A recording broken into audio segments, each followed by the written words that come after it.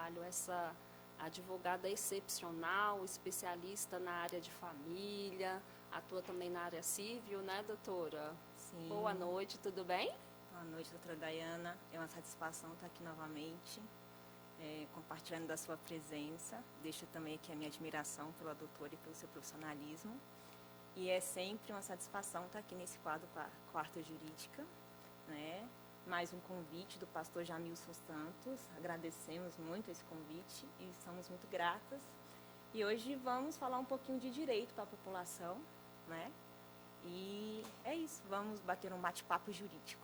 Bate-papo jurídico muito importante, levar esse quadro informativo em que a gente consegue sanar não todas as dúvidas, né, mas aproximar também a nossa comunidade dessas questões que geram muitos conflitos internos e acalmá-los um pouco, né, acredito eu. Sim, é desmistificar o direito, né, tornar ele mais simples. Exatamente. Acessível a todos. Essa questão de que advogado tem um coração de gelo é mentira, não é? E a gente vai provar isso para vocês, que não tem nada de coração de gelo, é bem quentinho, né, acolhedor, né, por sinal, porque às vezes chega as pessoas, às vezes não, algumas situações a pessoa bem, assim, desesperada, e depois de uma conversa, Sim. Aquilo ali lava a alma, né, doutora? Com certeza. E hoje nós vamos falar de um assunto bem próximo, que é o direito de família, né? Conflitante.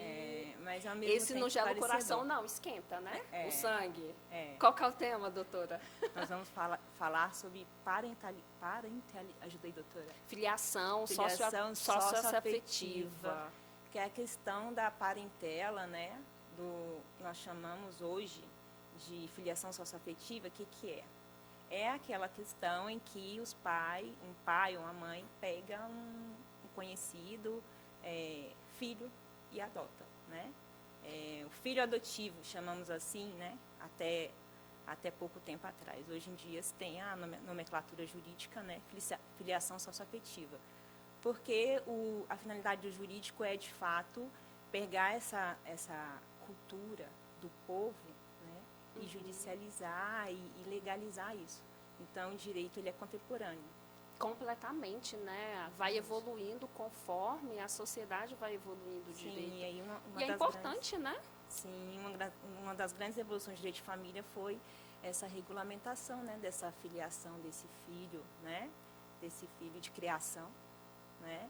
E reconhecê-lo, de fato, como filho, igual aos demais, sem nenhuma discriminação. Porém, como vai evoluindo nessa questão social, também os conflitos sociais vão evoluindo. É um assunto polêmico, não é? Sim, mas hoje em dia, como virou uma questão cultural, né, que se estende e se prevalece há muitos anos, eu acho que ele está muito mais bem visto, mais bem aceito, muito mais pela doutrina, pela jurisprudência. Né? Olhando por esse lado jurídico, realmente está bem, assim, não tem essa dificuldade em fazer uma análise melhor e criteriosa. Sim. Porque há um tempo atrás, igual... Assim, gente, eu vou deixar um pouco aqui essa questão da formalidade, e você, a doutora, me permitir, claro. Porque às vezes eu vou falar Cris, né? E esquecer do doutora. Às vezes vai soltar, mas se a doutora assim permitir. Essa questão do conflito que eu falo é que a questão de namoro. Hoje em dia, esse assunto em relação socioafetivo, as mulheres solteiras, né, ou mãe solo, que arruma namorado, hoje em dia os homens eles estão ficando com certo, assim, eu não vou falar preconceito, mas com receio desse vínculo afetivo. Sim. E não é bem assim que caracteriza esse vínculo afetivo, né? Sim. Existem os requisitos. Então, vamos desmistificar um pouco e deixar esses corações um pouco mais, assim, calmos em relação a isso, e não excluir tanto essas pessoas que relacionamento é relacionamento, né? Todo mundo tem. Não privar-se de algo achando que, não vou namorar porque... tenho filho. Vou pagar pensão daqui a uns meses. Isso. E não é bem assim, né, doutora? Não. A questão da caracterização. Como que caracteriza essa questão desse vínculo? Bem, doutora, tem que haver a afetividade recíproca. Eu te aceito como filho e você me aceita como pai. E isso tem que ser duradouro, não é assim 1 mês, 2 meses. Existe toda uma continuidade, uma perpetuação desse vínculo, né? E existe também a questão da publicidade. Fulano é meu filho. Quem é aquela pessoa? É filho daquela pessoa. Então, no social, na publicidade, ele é filho daquele casal. E não se discute se é de sangue ou não, ele é filho. E assim ele é conhecido como se assim fosse. Então, há esses requisitos, né? Então, a afetividade recíproca, essa continuidade, essa publicidade. Tanto que, para se a comprovação, tanto na forma extrajudicial como judicial, esses são os requisitos que devem ser comprovados, né? Sabe o que eu fiquei comparando muito essa questão da publicidade, da questão social, da visibilidade, do querer, com a união estável?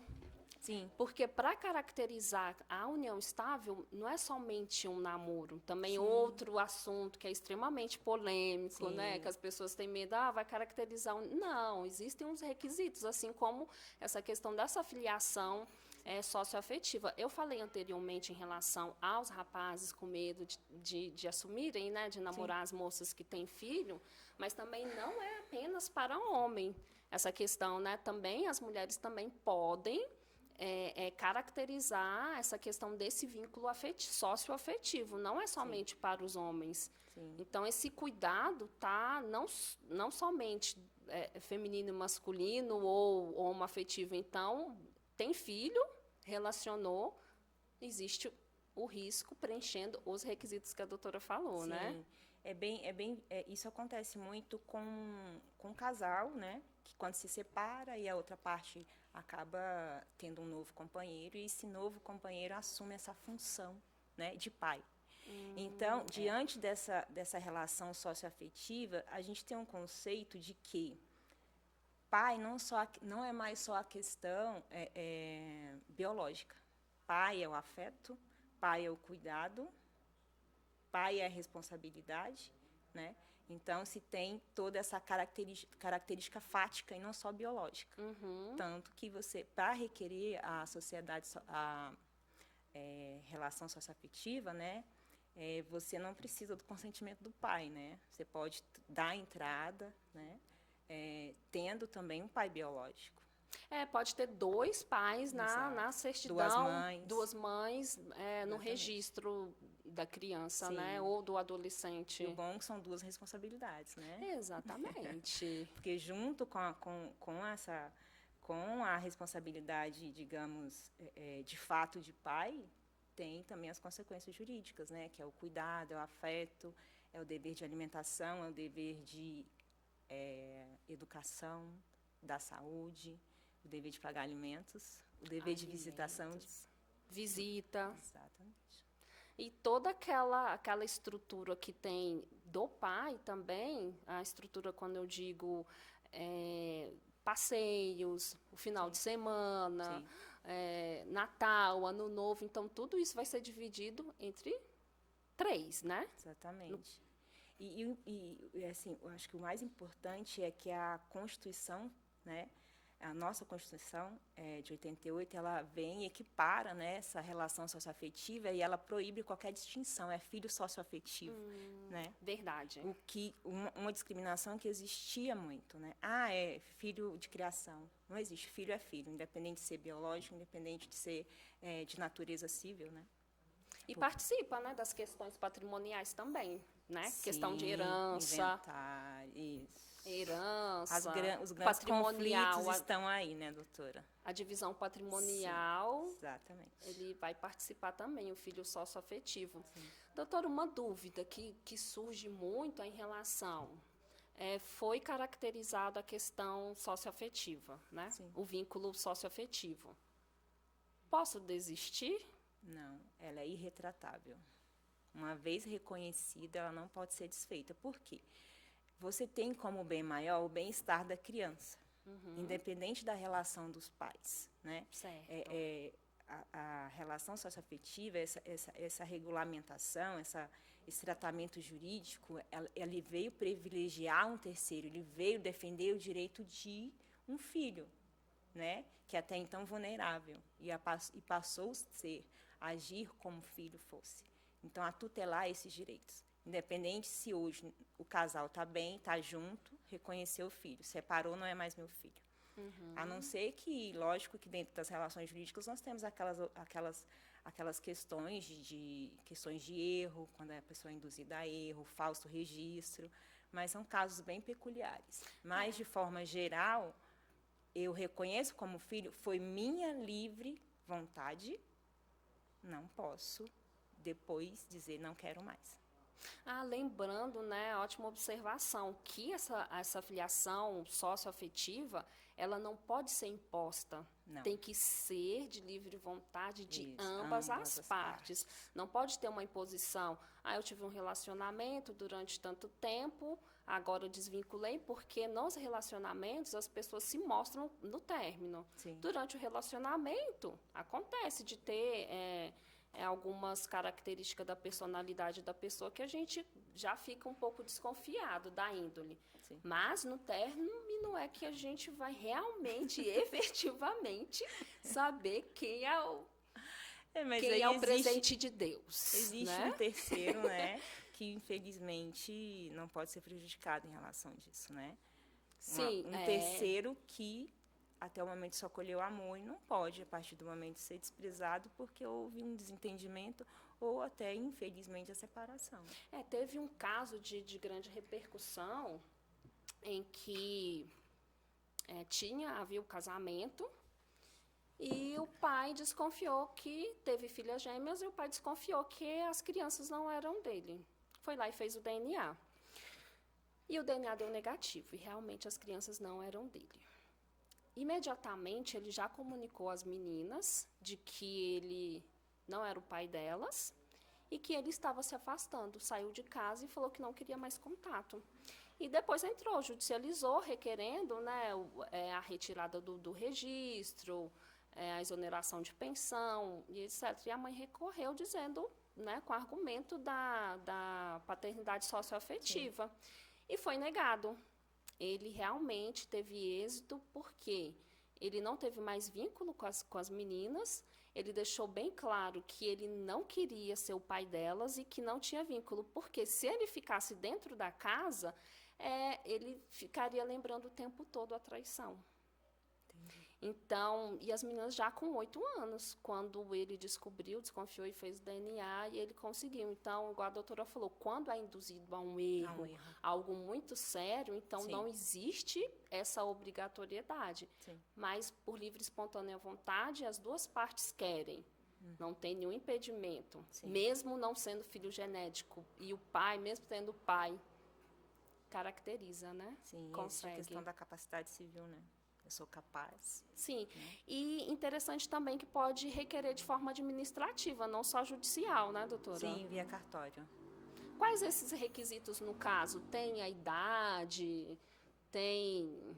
Você deve procurar o cartório, né, de registro civil de pessoas, e ele vai te dar toda a documentação e os requisitos. A princípio, a criança tem que ter 12 anos, no mínimo 12 anos, e a pessoa que está requerendo a filiação socioafetiva, 16 anos a mais do que a criança. A diferença de 16 anos, né? E ser maior de 18 anos. Exatamente. Aí você leva a certidão de nascimento da criança, a documentação dos pais, né? Mas frisando consentimento de ambos, né? Entendi. Tendo consentimento da genitora, você vai lá e faz o registro. Interessante. Enquanto a gente conversa aqui, eu só preciso pedir aqui para a produção, não estou conseguindo acessar, para ver aqui o pessoal, quem está comentando, ou responder algumas perguntas que a gente vai abrir para pergunta. É importante ressaltar que para você requerer o registro no cartório, tem que ter um termo, onde o pai ou a mãe que está requerendo a filiação socioafetiva, ele faça uma declaração de que é de livre e espontânea vontade e ciente das obrigações que lhe cabem. É um acordo de paz. Sim. O extrajudicial é todo na paz. E esse termo tem que ser assinado, feito por um advogado. Ah, entendi. Ah, interessante. Doutora, em relação a... Vamos voltar ao namoro? Vamos. Que é... Você gosta do namoro? Vamos voltar É a ao questão do namoro. O medo né, social de depois, na hora que eu terminar, eu vou ter que pagar a pensão. Como que esse namorado ou namorada, ele pode se resguardar para não caracterizar esse vínculo socioafetivo? Como eu havia dito, precisa se dar a afetividade recíproca, do convívio duradouro e a convivência de como se filho fosse. Se é um namoro, o ideal é que cada um fique na no sua seu quadrado, casa, né? E até então não tem essa troca de afetividade ao ponto de chamá-lo de filho e ele de pai, né? Se não há essa afetividade recíproca, né, esse tratamento, não vai qualificar filiação socioafetiva. Ah, entendi. Quando a criança externa a vontade, chamando de pai. E a parte contribui, é meu filho. Apresenta como Sim, filho, exatamente. vai, assume as responsabilidades, por exemplo, na escola. Assina, reunião de pais, boletim. Está presente na escola. A criança faz cartinha dizendo para o meu pai. Isso tudo, de fato, também serve como comprovação, inclusive judicial, né, para reconhecimento da filiação socioafetiva. Que precisa também nessa comprovação, não é só apenas requerer. É importante salientar que no direito cada caso é um caso, né? É individualizado. Exatamente. Exatamente. É interessante. E eu queria também que fizesse uma observação, doutora, em relação à maternidade socioafetiva. Existe diferença entre o homem e a mulher ou não? É a mesma coisa juridicamente falando? Não, juridicamente o objetivo é o mesmo, né? Os requisitos que servem para um servem para outro. Não há distinção. Não existe distinção. A gente fala filiação socioafetiva, não há distinção de gênero, né? Então, os requisitos são os mesmos para os dois. Então, questão pensão, é o mesmo valor. O dever valor. de cuidado, de alimentação é de ambos, né? Então, os deveres, obrigações, de fato, pertencem aos dois. Não é distinção porque a mulher tem que fazer isso, mas porque ele é pai. Na prática, a gente sabe como funciona, né? Sim. Existe, de forma indireta, uma distinção, né? Que, com o passar dos anos, nós percebemos no cotidiano da população que essa divisão de obrigações tem sido bem dividida em algumas famílias. Mas naquelas mais tradicionais, a gente vê uma certa distinção maiorada por um lado, né? Ainda não acabou, né? Essa questão. É uma luta diária. Sim. Nós, mulheres, sabemos, né? O quão a gente tenta igualar essa questão, mas ainda eu acho que está, assim... Está evoluindo. Estamos evoluindo. Sim. Bastante. Não quero nem pensar em olhar para trás, né? Na comparação. Mas estamos caminhando. Sim. E é uma luta diária, que não para. Eu só queria ver se a questão do Facebook está dando problema, que estão me mandando mensagem aqui, se está tudo certinho. Produção. Questão. Doutora, eu acho importante a gente salientar também essa filiação socioafetiva depois do falecimento dos pais. E aí? E agora? Dá para fazer? Não dá para fazer? Existe? Não existe? Responde aí, doutora. Morreu. E aí? Consigo? Judiciário. Pós-morte? Judiciário. Extra-administrativa, nem pensar, né? Não. Quando há falecimento de um dos genitores, vamos dizer assim, né? Você tem que, de fato, procurar o judiciário e levar todos esses requisitos, né? A afetividade recíproca, o desejo que o falecido tinha, né, de reconhecer ele como filho, as atitudes dele, a vontade de fato dele. porque você vai levar ali a verdade real. A verdade real é que, antes do falecimento, ele era filho. O É uma questão atestado de óbito... comprobatória, então, né? Tem que montar aquela estrutura. O óbito não tem a capacidade de tirar a filiação socioafetiva. Interessante essa frase. Sim. Gostei. O óbito não tem a capacidade de tirar a filiação socioafetiva. Muito bem colocada. Presentes os requisitos. Como eu informei, é um direito de um terceiro que foi tratado como se filho fosse. Ah, entendi. Né?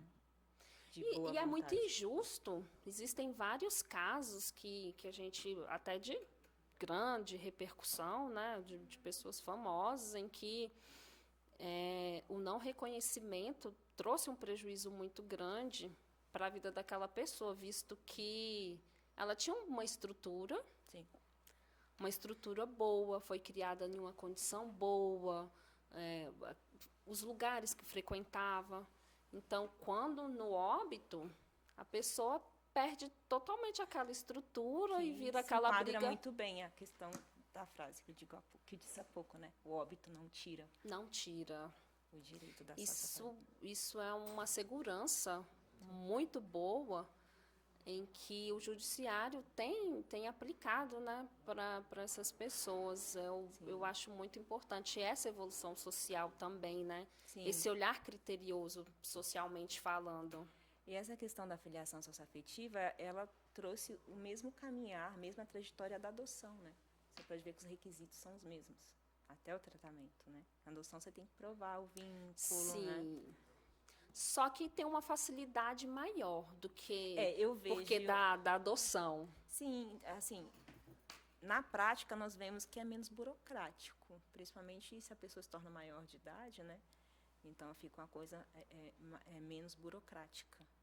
Então, essa afetividade, essa relação afetiva, hoje, na sociedade, está ganhando muita relevância. Muita força. Sim, é verdade. Né? Então, o genitor não é mais só aquele que é responsável pela, digamos, produção. Sim. É aquele que, de fato, realiza o papel de pai, as obrigações de pai. Que oferece amor, que oferece carinho. Socioafetivo já está falando, sim, né? A questão que nem sempre é só o dinheiro.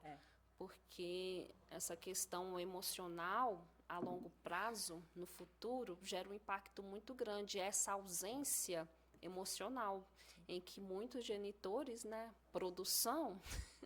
né? Os maiores conflitos se dá, de fato, doutora, na questão patrimonial, né? Na hora do inventário, na hora dos, né, divisão de bens, e aí é onde se tem os maiores conflitos. Mais uma vez caracterizado, presentes requisitos, não adianta chorar. Não adianta, que não tem jeito. Pois é. Tem assuntos muito forte, muito interessante em relação a essa filiação socioafetiva, porque ao mesmo tempo em que a gente percebe que existe um abandono, chega alguém que tem a intenção de oferecer todo aquele amor sem pedir nada em troca. Sim. Se apaixona pela criança, gosta, e assume a responsabilidade sem nem olhar para trás. Visto que a gente também observa que tem situações em que a pessoa tem medo de expor esse sentimento, o que não vai obrigá-lo. Ser cortês, tratar bem, isso não obriga, não gera um vínculo, né, socioafetivo. Sim. É diferente. Então, com esses esclarecimentos é muito importante. Precisa da vontade, precisa dessa questão pública, né, essa visibilidade, né? Dessa meu filho. Paternidade, já está falando, né? Filiação, paternidade, parentalidade, que é o parentesco, é diferente do tio, né? É bom orientar também essa questão desse medo de assumir ou de ter uma responsabilidade futuramente, em que tem que deixar muito claro para a criança: olha, eu não sou seu pai. Olha, quer me chamar pelo nome? Ou tio? Né? Tio. Sou tio. pega a foto. Seu pai é esse aqui, ó. Qual o nome do seu papai? Porque judicialmente, porque vai ter uma perícia. Sim. Vai ter uma avaliação psicossocial. psicológica, o estudo todinho. Exatamente. Então, são profissionais que conseguem avaliar a criança e perguntar: quem é esse aqui? Aí ele vai falar: é meu pai. Ou quando a criança for falar, ele vai falar o quê? Se o tempo todo ele está corrigindo, não, seu pai é esse, eu sou o tio. Aí a criança vai falar: não, esse aqui é meu tio, esse aqui é o meu pai. Então já descaracteriza, né? Não precisa ter esse medo. É só apenas questão de informação. Inclusive... Tem muito fake news em relação a esse assunto, não é? Exatamente. Na relação judicial, né, durante o processo de filiação socioafetiva, existe sim um estudo psicossocial, inclusive, dependendo da idade da criança, eles pedem para a criança fazer um desenho, né? E ali ela, de fato, desenha a família que ela tem. E como que vai descaracterizar um desenho desse? Não tem como. Porque não é só essa questão de, eu quero agradar, tô apaixonado, cuidado com esse coração, cuidado com essas emoções, vai com calma. Tô querendo agradar, vou assumir o filho, vou etc e tal. E depois, como ser criança, sabe, aquele animalzinho de estimação, em que você não quero mais, vou dar para outra pessoa. Não é assim. Não funciona dessa forma. O que como tem um ditado, né, uma frase, você é responsável por aquilo que cativa. Então, a forma que você cativou tem que tomar cuidado. Não é um bichinho de estimação que você não quer mais que vai doar para outra pessoa, né? Exatamente. Vou agradar. Não. Tem que agradar a mãe. Esse negócio de pagar contas também. Toma cuidado, porque isso caracteriza pagamento de contas da criança. Tá faltando dinheiro para o plano de saúde. Vou pagar a escola, vou pagar... É um cuidado, né? É o cuidado que o pai tem, no caso. Exatamente. Essa questão de havendo separação, enfim, como você colocou, não quero mais, e coloca de lado, como se... tratando até como se não fosse um ser humano, né? Existe a questão da dignidade, né? Uma pessoa humana ali. E essa regulamentação jurídica teve por princípio, teve por fundamento esse princípio da dignidade da pessoa humana. Zelar do humano, zelar dessa dignidade. Né? Então, em razão disso, aquela pessoa não é um objeto, é uma pessoa. Você tem que cuidar desse humano. É essa dignidade que não pode ser descartada. Exatamente. E nem distinta. Ter alguma distinção. É filho adotivo, é filho... Não, é filho. Filho por questões patrimoniais, filho em questões socioafetivas. Até porque é ser humano, né? A gente tem que ter esse olhar criterioso e esse cuidado, porque as crianças de hoje serão os adultos do futuro, em que isso socialmente também pode trazer um abalo, né? Com certeza. Essa questão, o que a pessoa vai ser no futuro? Sim. O que a pessoa vai se transformar? Sim. O que é feito Porque até aqui... então ela tinha tudo uma estrutura. Ela tinha uma família. Agora, pelo óbito, não vai deixou de ser filho, deixou de ser humano, né? Uma falsa promessa. Uma falsa promessa. A pessoa não vai mais confiar em ninguém. É, sem dúvida, um assunto de bastante relevância para a sociedade, né? E a área jurídica, né? Dentro das famílias. E que bom que nós estamos abordando esse assunto, né? Sim. E sem dúvidas devem haver perguntas. Tem aqui, o pessoal está mandando uma mensagem aqui, eu estou até tentando ver no Facebook, mas eu não estou conseguindo ver as perguntas. Me mandaram bastante mensagem aqui dizendo que não estava funcionando, eu não sei como que está isso. Tá, já. Aí, gente... YouTube e Facebook, aí para quem mandou mensagem, a gente já normalizou a questão aqui, a plataforma do Facebook. Podem mandar suas perguntas, então, que a gente vai... Dúvidas, perguntas, que a gente vai saná-las, tá bom? Mas Vamos ver no YouTube. eu tenho que... Não estou conseguindo ver se a doutora consegue. Se tiver pergunta, fala aqui pra gente, porque eu não estou conseguindo, viu, produção? Se tiver alguma pergunta, cadê o... Ah, tá. Perfeito, então. Então, Cris. Eu fico muito grata por esse espaço, né, oferecido para a comunidade e, Sim, né, para os advogados também, para estar aproximando, né, a sociedade do direito, certo. trazendo temas tão relevantes. Inclusive, direito de família é sempre um tema muito eficiente, né, que traz muitas dúvidas. Se for a questão da união estável, dos requisitos, é até uma sugestão de tema para a gente abordar em outro quadro. É interessante, verdade. Uma União coisa- estável também é outro Alimentos, alimento. guarda. É bom a gente abordar em relação à questão da guarda. Quando é caracterizado essa filiação socioafetiva, a guarda também, ela entra nesse, digamos que nesse pacote? Sim, todos os deveres e obrigações, né?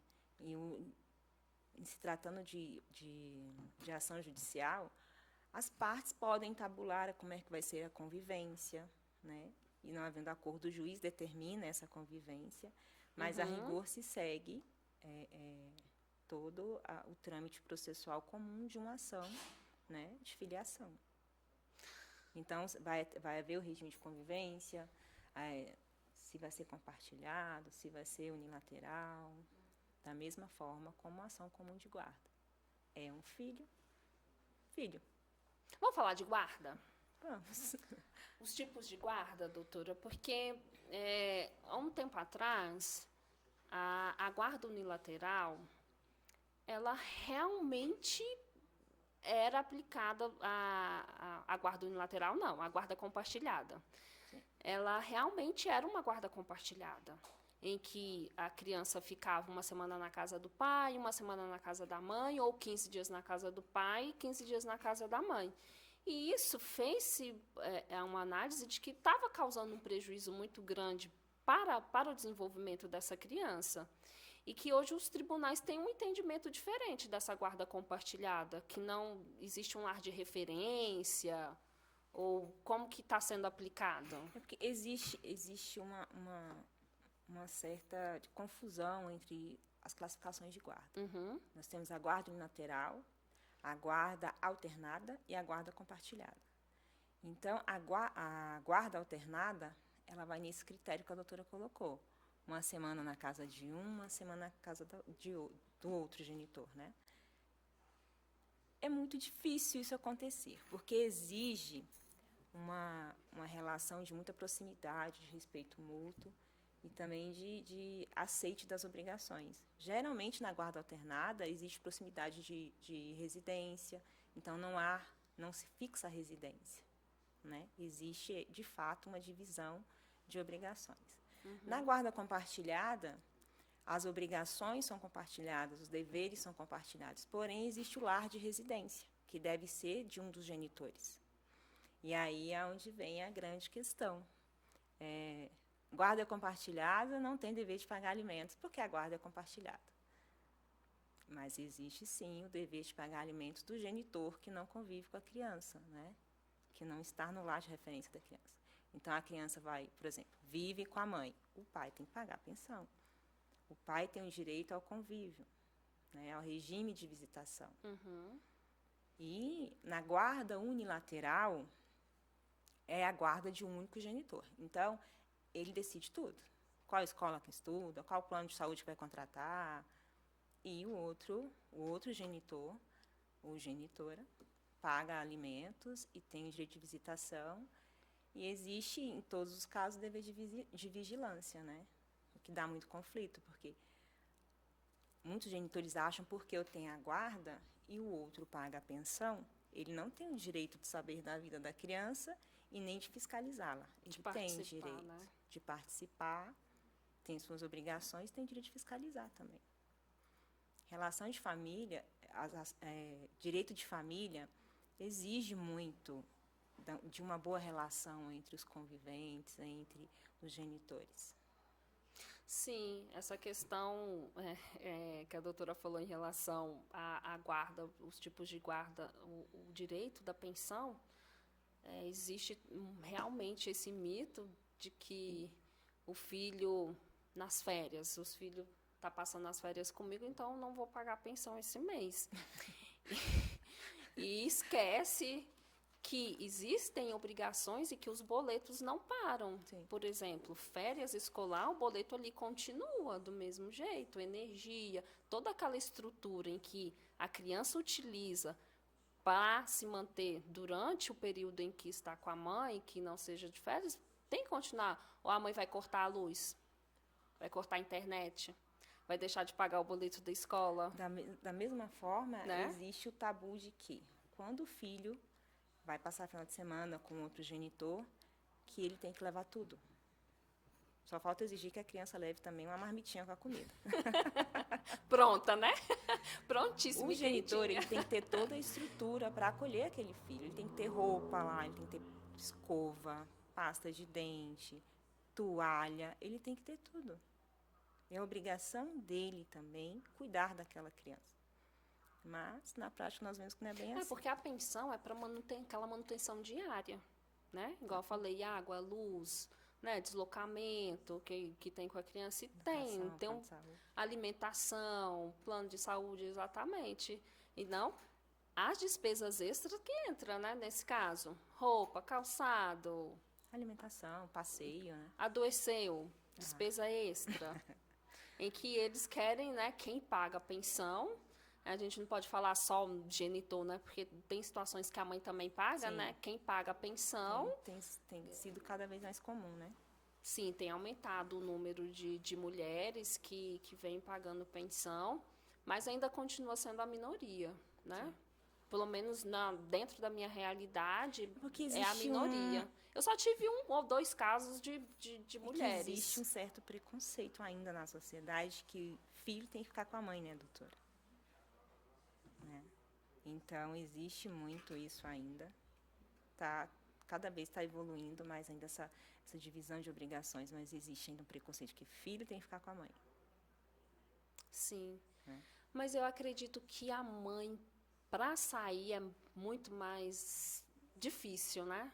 A mãe é mais apegada, mas quando a mãe deixa com o pai, entra o preconceito, que a doutora está falando, né? Hoje, muito grande. Nossos jovens têm demonstrado um certo desapego a certos valores, né? Sim. Então, eu acredito que daqui a alguns anos não haverá tanto preconceito em relação a isso, né? Do filho ficar com a mãe ou ficar com o pai, né? E não vai ter tanto essa questão do preconceito de separou, tudo bem se o filho ficar com o pai e a mãe ter direito de visitação. Uhum. Vamos lá. Opa, tem perguntas aqui para nós. Tem. Vamos lá. O que pedir na guarda compartilhada? O que pedir? Quem fez a pergunta? Nosso telespectador. Bárbara Iara. Um abração, Bárbara. Muito obrigada. O que pedir nessa guarda compartilhada, doutora Cris? Primordial é os alimentos, né? A criança precisa de sustento, e esse sustento tem que ser compartilhado. Ali você vai pedir os alimentos, que aguarda o lar de referência, né? A residência que a criança more com a mãe, que o genitor pague alimentos, que regularize... É muito importante deixar claro essa questão do lar de referência, né? Para não ter um problema futuramente. Exatamente. O lar de referência... Depois do pai querer pegar a criança, não devolver... O lar de referência é onde a criança vai morar, com quem ela vai morar. Uhum. Definido isso, o outro genitor, pai, mãe, vamos dizer pai e mãe, né? Uhum. Se a criança está com a mãe, o pai tem direito à convivência, regime de convivência. Então, ele vai definir. Você pega na segunda, devolve na terça, pega final de semana alternado, férias 15 dias, Natal com um, Ano Novo com outro, Dia dos Pais com o pai, Dia com a mãe, né? Então, existe essa regulamentação. Porque é muito importante esse bom convívio entre os pais, porque o filho, ele percebe isso e causa um desconforto muito grande na criança. Doutora, para o desenvolvimento da criança. Também, principalmente. Sim, então tem que haver essa regulamentação. O que muito acontece nessas ações de regulamentação e etc., eles deixarem a visitação livre. Eu, particularmente, sou da parte contrária à visitação livre. Porque, a princípio, no ato da separação, há ali uma certa vontade de ambos de fato zelar pela criança e priorizar a criança. Certo. Mas, com o passar do tempo, isso parece que vai ficando debaixo dos panos. Então, se você não tem um regime de visitação ali definido, determinando as obrigações, que dia que pega, que dia que devolve, tem que ir em reunião de pais na escola, tem que passar dia dos pais com o pai, dia com a mãe, aniversário com aniversário um ano com um, aniversário outro ano com o outro. É salutar essa fixação, dessa regulamentação, para o desenvolver da criança durante a vida. E não só naquele momento. O grande erro que acontece é que, na ação do divórcio, quando geralmente se entra com divórcio, ou você divide, entra com a ação de divórcio, depois se regulamenta com regulamentação de visita, ou quando faz no famoso Sejusc, que você faz tudo junto, existe muito que é um perigo, perigo. Essa questão que... E aí deixa a visitação livre, que depois vai ocasionar conflito e o pai ou a mãe vai entrar com ação judicial para regulamentar. Porque, assim, só para quem não tem um contato ainda, Sejusc, que é o centro judicial que... Solução de conflitos. Solução de conflitos. Então, ali existe um conciliador e existe as partes. Não é muito, assim, analisado essa questão jurídica. Faz-se um acordo e é encaminhado para o juiz poder homologar. Então, dentro desse acordo, o juiz homologa. Então, não sabe se, assim, as condições... Não, claro que ele sabe, né? Mas já que é um acordo... Porque não é colocado ali no Sejusc, nessa fase pré-processual, a questão da vida cotidiana. Exatamente. Quem leva isso para o judiciário é o advogado. Uhum. Essa humanização, esse lado humano, quem leva o conhecimento do juiz, do Ministério Público, é o advogado. E no Sejusc, não. O Sejusc é um local que visa resolver o conflito. Vamos resolver e acabou. E o bom é que agora está sendo indispensável a figura do advogado, né? Não se faz mais acordo. Não se faz mais acordo. Então mas aí, quando ele procura advogado, o que nós falamos? Vamos para a vara de família. Entramos com o processo, vamos para a audiência nacional. Porque acontece? O Sejusc é tido como processo pré-processual. Precisa, né? Dessa tentativa extrajudicial, sim, primeiramente. Mas... ainda é um meio bem acessível, né? Sim. Precisa. Então, quando a gente dá entrada... A grande questão do Sejusc, a dificuldade que eu vejo é você levar a parte para a audiência. Porque a intimação cabe a você. E, geralmente, a parte contrária, nesses casos de pensão... não aparecem. Então, porque é diferente assim na ação judicial que há aquela intimação por AR, né, oficial de justiça, e a parte acaba, de fato, indo na audiência e comparecendo. Depois que ele não vai, ou ela, não sei, né, a parte requerida, aí entra a questão judicial, né, que tem toda aquela formalidade, intimação, tem aquele temor maior. Quando vê a notificação que é de um magistrado, a parte ela já pensa melhor, né, em participar, em querer resolver, ou teme qualquer despacho, né, que o juiz possa proferir, ou busca, ou alimentos provisórios, né, que a gente já consegue, né, já diretamente, quando judicializa, já uma liminar, a gente já consegue resolver a questão da pensão. E no Sejusc a gente já não consegue isso, né? Exatamente. A Bárbara Yara mandou, a Bárbara Yara está uma participante bem afetiva, bem efetiva aqui. Legal. Como o juiz determina a guarda compartilhada? Existe o pedido, né? A genitora geralmente pede-se a guarda unilateral. Quando há uma boa convivência, um bom entendimento, uma certa aceite de obrigações, aí você vai, não, vamos para compartilhada. Mas a jurisprudência determina que a guarda compartilhada como regra. Não havendo manifestação pelo lateral, inclina-se, né, pela guarda compartilhada. Prevalece a guarda compartilhada. É assim, Bárbara, porque quando protocola uma ação, o advogado conversa com o seu cliente qual vai ser a melhor forma, se vai ser unilateral, se vai ser compartilhada, né? Se vai ser alternada. Então, isso já na petição inicial a gente já determina e já coloca o motivo por que quer esse tipo de guarda. Então, a parte contrária, que no caso pode ser, né, o pai ou a mãe, eles vão contestar isso aí se eles não concordarem com essa guarda, com esse tipo de guarda, em que um dos genitores estão requerendo, aí eles contestam e vão apresentar os motivos que eles não concordam com esse tipo de guarda.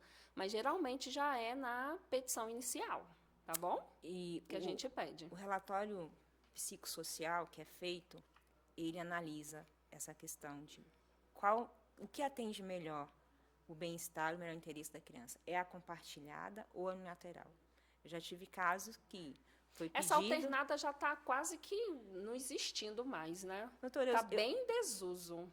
Mas eu gosto da guarda alternada, mas igual eu estou te falando, quando existe, de fato, o aceite da responsabilidade e de fato, você prioriza o interesse do seu filho, o bem-estar do seu filho. Mas aí é que tá. Sabe o que acontece também, doutora? Inicialmente, meu ponto de vista, tá? Inicialmente, tudo a mil maravilhas. Separaram, principalmente quando não existe uma terceira pessoa na vida de ninguém. Então, quando o pai arruma uma pessoa e a mãe também... Geralmente tem mais conflito quando a mãe arruma. Aí muda essa questão da boa vizinhança. Sim. E vira um inferno. A questão, porque é tipo como se fosse um acordo de cavalheiros, né? Sim. Alternada, você pode, né? Você busca, ele pode dormir hoje, ele dorme aqui. Filho, você quer ficar onde? Na casa do papai? Eu vou ficar na casa do papai porque aqui na casa da mamãe eu não posso comer chocolate. Lá na casa do papai eu posso comer. Pode tudo. Pode tudo. Na casa do papai eu não preciso tomar banho para dormir. Aqui na casa da mamãe eu tenho que tomar banho, eu tenho que colocar, né? Tem os critérios. Exatamente. Ou o contrário, na casa da mamãe eu posso, na casa do papai eu não posso. Né? Não defendendo nada, só um exemplo genérico, tá, gente? Pelo amor de Deus. Então, eu vejo esse perigo em relação ao alternado a longo prazo. Quando as partes ainda têm, por exemplo, ainda uma chance, ou tem uma esperança, vai querer aquela boa convivência. Quando acaba totalmente aquela esperança, aí o inferno vira, né? Apresenta aquele inferno na vida da pessoa. A Josiane Mota está perguntando, não é perigoso para essa criança sofrer alguma retaliação do suposto pai? A partir do momento que é uma retaliação... Exatamente isso que eu falei agora. Se coloca em dúvida realmente a intenção do suposto pai. Porque essa relação socioafetiva, o amor é recíproco. Agora, a partir do momento que você tem uma retaliação, a que ponto é essa afetividade recíproca? Mas eu acredito também que se teve essa questão, né? Se teve essa questão socioafetiva, não sei se tá?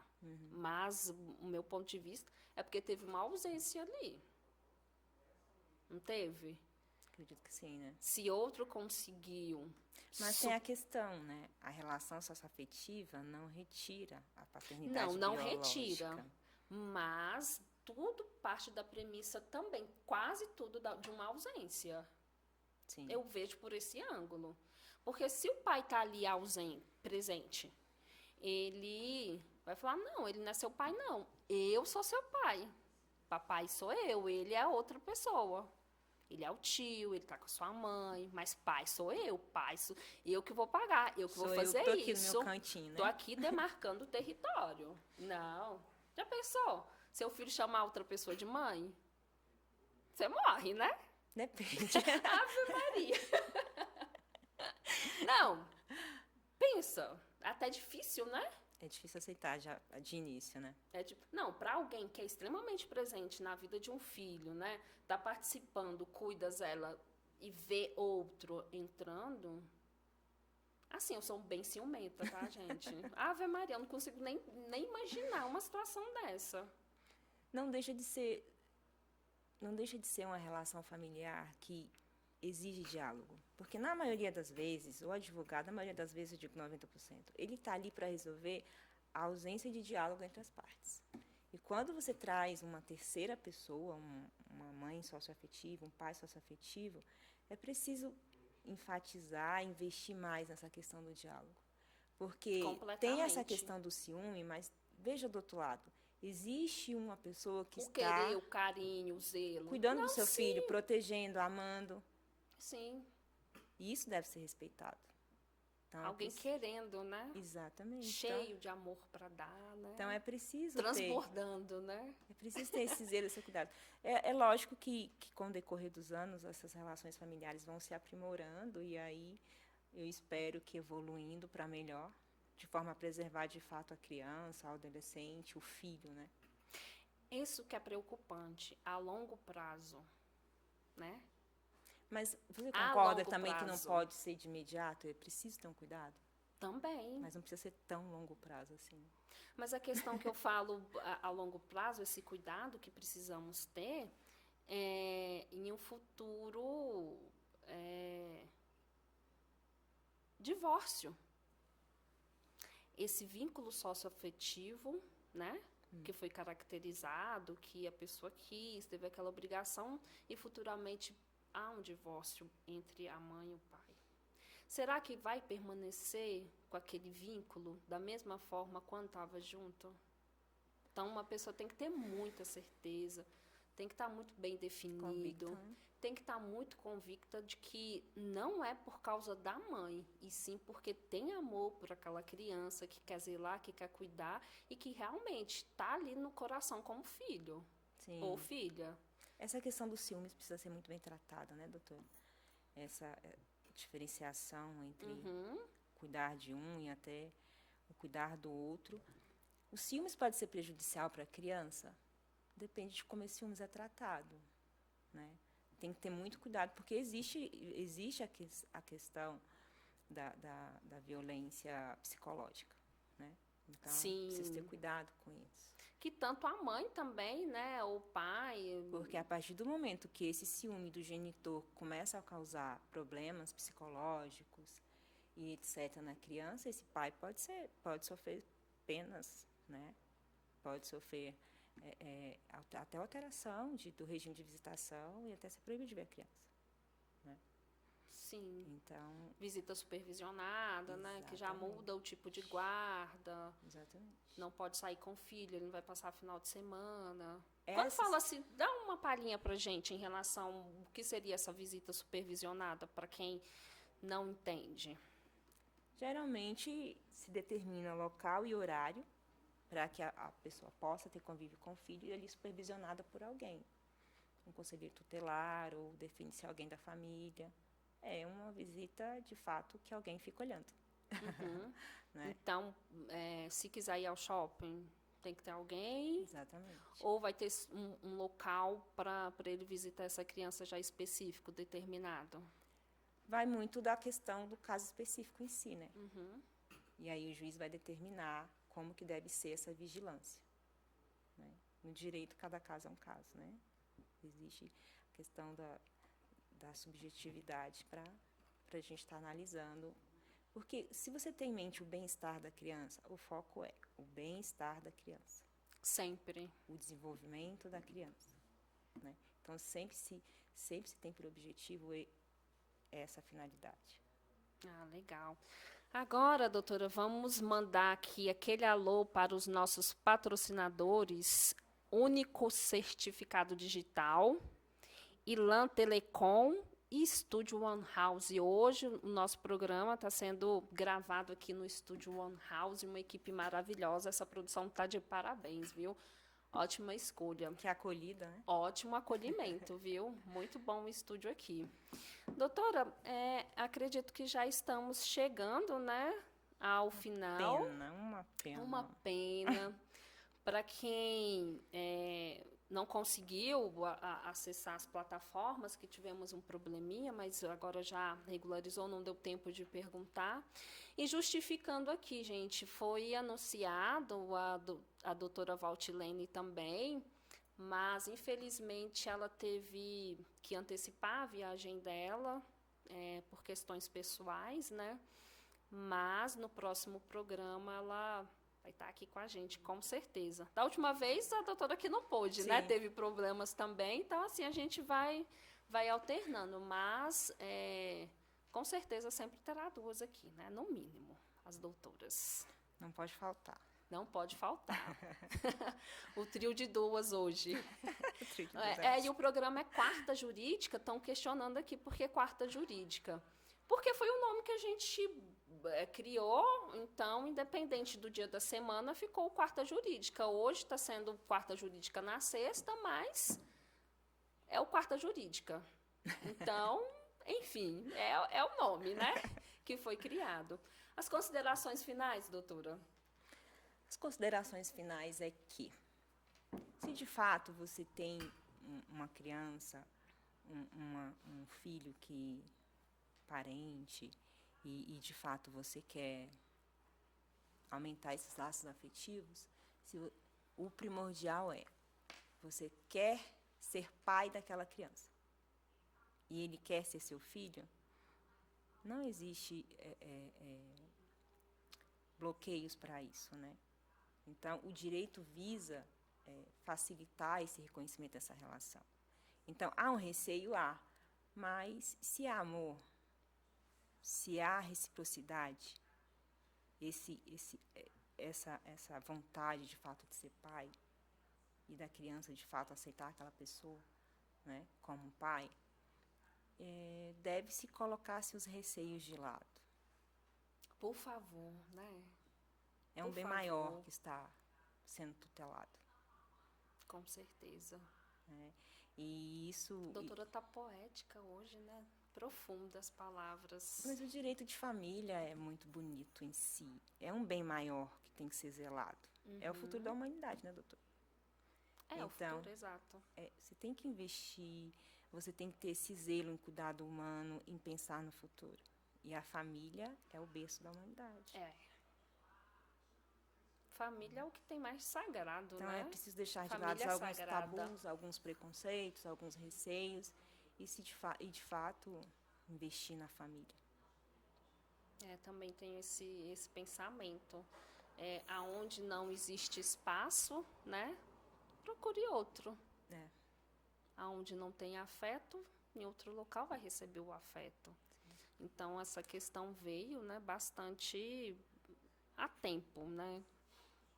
Para poder regular e trazer paz e felicidade aonde, né, cobrir aquela ausência. Onde é bem-vindo. Cobrir aquela ausência que estava deixando ali alguém, né, com o coraçãozinho triste, igual o nosso futuro, né, as crianças é o futuro, né, sempre serão, e bem assistida, com muito amor, muito carinho. Então, e lembrando que não existe esse sócio afetivo, essa paternidade ou maternidade, essa filiação socioafetiva de forma obrigatória. Então, tem que querer, sim, o filho tem que querer ser filho e o pai tem que querer ser pai. Ou mãe. E a mãe tem que querer, exatamente, ou pai ou mãe. Então, ficamos aqui com essa explicação, espero que tenha suprido a todos vocês. Obrigado a quem acompanhou, pelos seguidores. E não percam, toda primeira sexta-feira do mês estaremos aqui trazendo temas bem polêmicos ou não, vocês que vão decidir. Podem mandar sugestões para a gente, tá? Que a gente analisa e traz a pauta aqui para oferecer o melhor. Muito obrigado, fiquem com Deus e até a próxima. Tchau, tchau. Boa noite e até a próxima.